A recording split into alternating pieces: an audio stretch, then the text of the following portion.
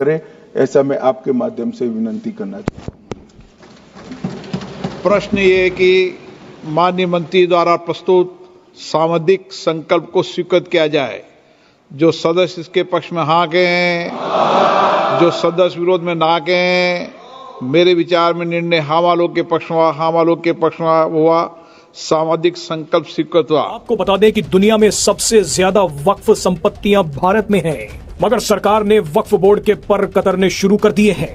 इस वीडियो में आपको बताएंगे कि नया वक्फ कानून बनने के बाद 5 कौन से बड़े बदलाव होने जा रहे हैं और कैसे वक्फ बोर्ड पर नकेल कस दी गई है। सबसे पहले सबसे बड़ा बदलाव देखिए। पुराने वक्फ कानून की धारा 40 सबसे खतरनाक थी।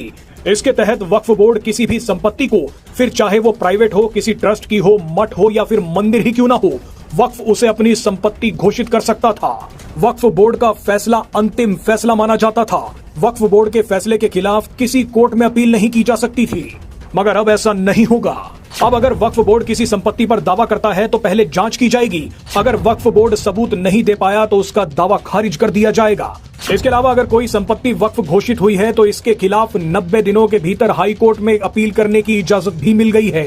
यानी पहले वक्फ बोर्ड के खिलाफ सिर्फ वक्फ ट्रिब्यूनल में ही जाया जा सकता था, मगर अब हाई कोर्ट में भी जाया जा सकता है। दूसरा बड़ा बदलाव यह है कि जिन लोगों ने हाल ही में धर्म परिवर्तन करके इस्लाम धर्म को अपनाया है, यानी जो लोग पिछले 5 सालों में नए नए मुस्लिम बने हैं, वो लोग अब वक्फ बोर्ड को अपनी संपत्ति दान नहीं कर पाएंगे। पहले कई लोग लालच, डर या धमकी के कारण धर्म परिवर्तन कर लेते थे और उसके बाद अपनी संपत्ति वक्फ को दान कर देते थे, मगर अब ऐसा नहीं होगा।